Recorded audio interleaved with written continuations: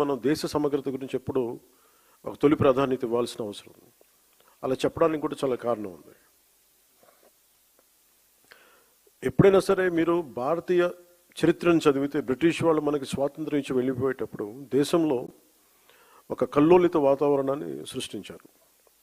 స్వాతంత్రం కోసం ఉమ్మడిగా పోరాడిన దేశాన్ని మత ప్రాతిపాదికన విడగొట్టారు.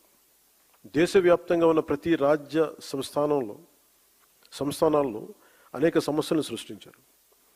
దాదాపు 536 పైచిలుకు సంస్థానాలు ఉండేవి. వాటిలో చాలా వరకు భారతదేశంలో విలీనం అవడానికి ప్రయత్నించినప్పటికీ కొన్ని సంస్థానాలు మాత్రం స్వతంత్రంగా ఉండాలని అనుకున్నాయి. ఉదాహరణకి నిజాం సంస్థానం, బరోడా, జునాగఢ్, ట్రావెన్కోర్.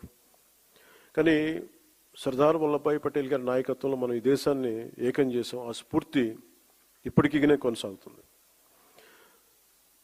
నాకు ఈ దేశ స్ఫూర్తిని మనం కాపాడుకోవటం అనేది ఏదో ఒక టైంలో అయిపోయింది.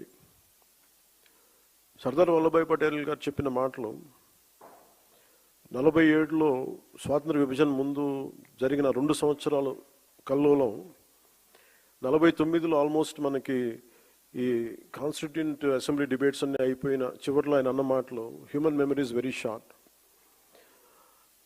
మన 2 సంవత్సరాల క్రితం జరిగిన ఈ విభజన కూడా మర్చిపోయాం.